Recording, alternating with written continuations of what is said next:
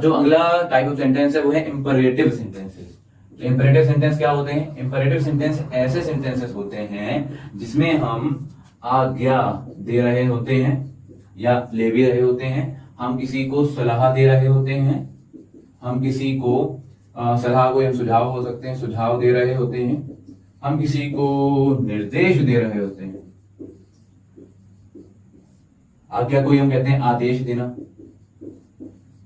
इसी के अलावा हम प्रार्थना किसी व्यक्ति से कर रहे हैं, ठीक है, रिक्वेस्ट कर रहे हैं, ठीक है, जैसे कि इंग्लिश वगैरह देखें तो ऑर्डर करना, एडवाइस करना, सजेस्ट करना,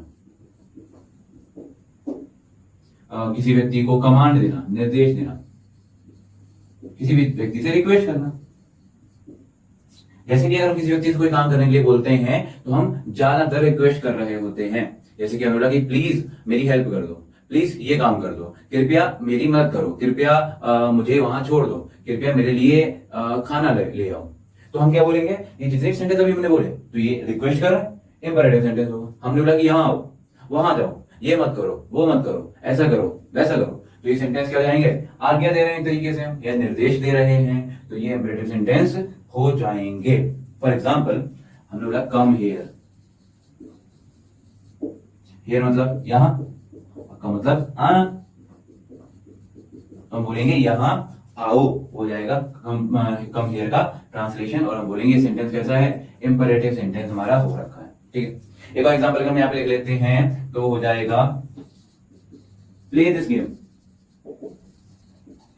दिस गेम का मतलब यह है खेल, और प्ले मतलब होता है खेलना, तो हम बोलेंगे इसको खेलो या फिर खेलिए। दोनों सेंटेंस यहाँ पे लिखे जा सकते हैं, खेलो या फिर खेलिए। तो यह है खेल खेलिए। तो यहाँ पे हम रिक्वेस्ट कर रहे हैं या आदेश दे रहे हैं किसी भी व्यक्ति को। एक चीज हम देख सकते हैं, इनकी शुरुआत कैसे हो रही है? इनकी शुरुआत हो रही है एक वर्ब से, इनकी शुरुआत हो रही है एक वर्ब से, और वर्ब की भी कौन सी फॉर्म? वर्ब की फर्स्ट फॉर्म से शुरुआत इनकी हो रही है। ये इनकी पहचान होती है, ठीक है। इनके बारे में हम डिटेल में आगे पढ़ेंगे एक नई वीडियो में, और सीखेंगे इंपरेटिव सेंटेंस कैसे बनाते हैं, इनके नेगेटिव्स कैसे होते हैं और सारी चीजें। तो ये इंपरेटिव सेंटेंस हो गए। अब जो हमारा अगला टाइप ऑफ सेंटेंस है वो है ऑप्टेटिव। ऑप्टेटिव सेंटेंस क्या होते हैं? ऑप्टेटिव सेंटेंसेस, ऑप्टेटिव सेंटेंस ऐसे सेंटेंस होते हैं जिसके अंदर हम किसी भी व्यक्ति के लिए प्रार्थना करते हैं। किसी भी व्यक्ति से प्रार्थना नहीं कर रहे हैं, किसी व्यक्ति के लिए प्रार्थना कर रहे हैं। हम किसी व्यक्ति के लिए दुआ मांग रहे हैं, किसी व्यक्ति को बद्दुआ दे रहे हैं, किसी व्यक्ति को श्राप दिया जा रहा है, किसी व्यक्ति को वरदान दिया जा रहा है, आशीर्वाद दिया जा रहा है। हम क्या कह सकते हैं? ये सारे सेंटेंस कैसे होंगे? ऑप्टेटिव सेंटेंस होंगे। इंग्लिश में अगर इनको देखें तो किसी व्यक्ति के लिए प्रेयर करना, किसी व्यक्ति के लिए विश करना, किसी व्यक्ति के लिए जो बोन होते हैं यानी कि वरदान मांगना, किसी व्यक्ति को कर्स करना, कर्स करना मतलब होता है श्राप देना किसी व्यक्ति को।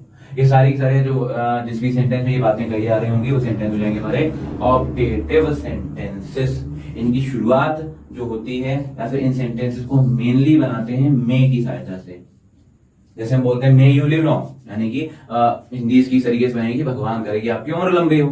तो यहाँ पे हम विश कर रहे हैं ना भगवान से, तो हम बोलेंगे मे, ठीक है।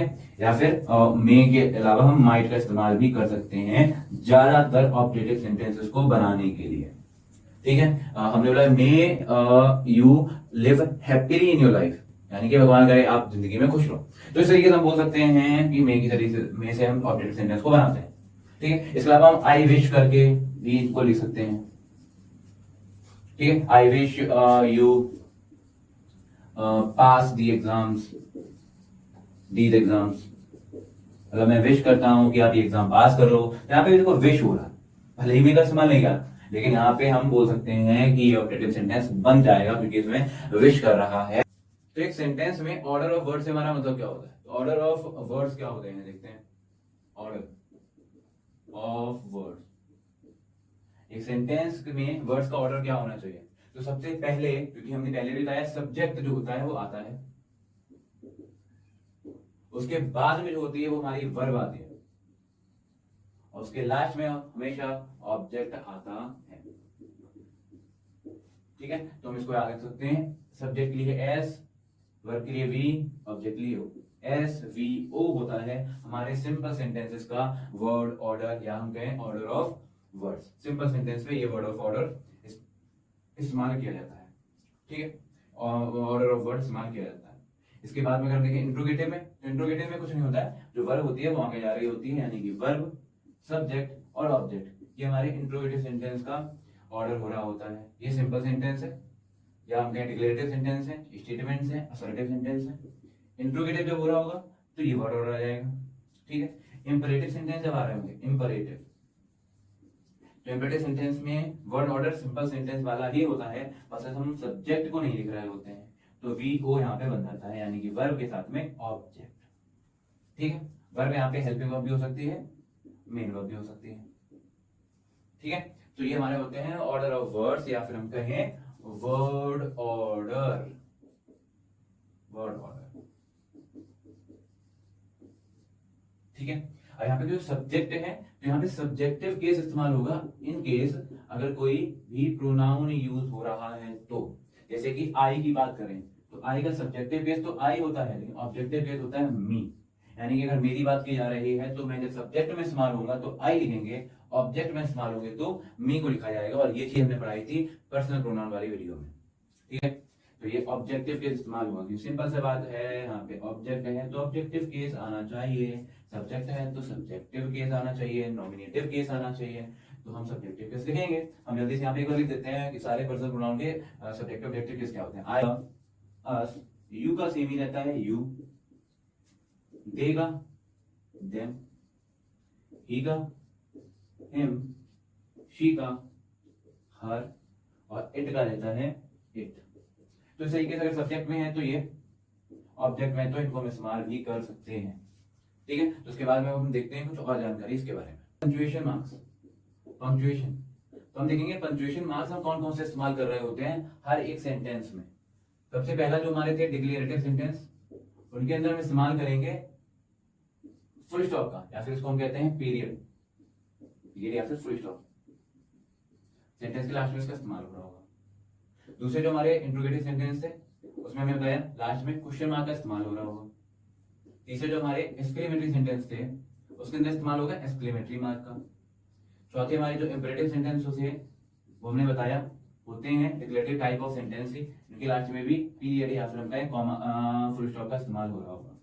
पांचवा जो होता है हमारा ऑब्जेक्टिव सेंटेंस, क्योंकि वहां पे भी हमारी भावनाओं की बात की जा रही होती है तो कई बार हम इस्तेमाल करते हैं एक्सक्लेमेटरी मार्क का भी, और हम चाहें तो पीरियड यानी कि फुल स्टॉप का इस्तेमाल भी कर सकते हैं।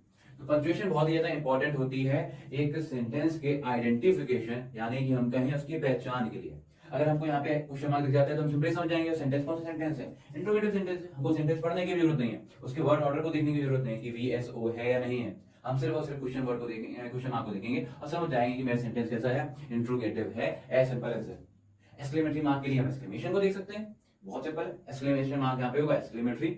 हम देख सकते हैं जहाँ पे भी क्वेश्चन मार्क है क्वेश्चन वर्ड आएगा यानी कि इंट्रोगेटिव आ जाएगा। फुल स्टॉप है तो मोस्टली डिक्लेरेटिव सेंटेंस ही होता है, ठीक है। और एक और बड़ी चीज है वो क्या, कि सेंटेंस की शुरुआत में, सेंटेंस की स्टार्टिंग में हम हमेशा और हमेशा इस्तेमाल कर रहे होंगे एक कैपिटल लेटर का। कैपिटल लेटर यानी कि बड़ी फॉर्म ऑफ लेटर जिसमें हम बड़े बड़े वर्डों को लिख रहे होते हैं, जैसे कि ABCDEFG।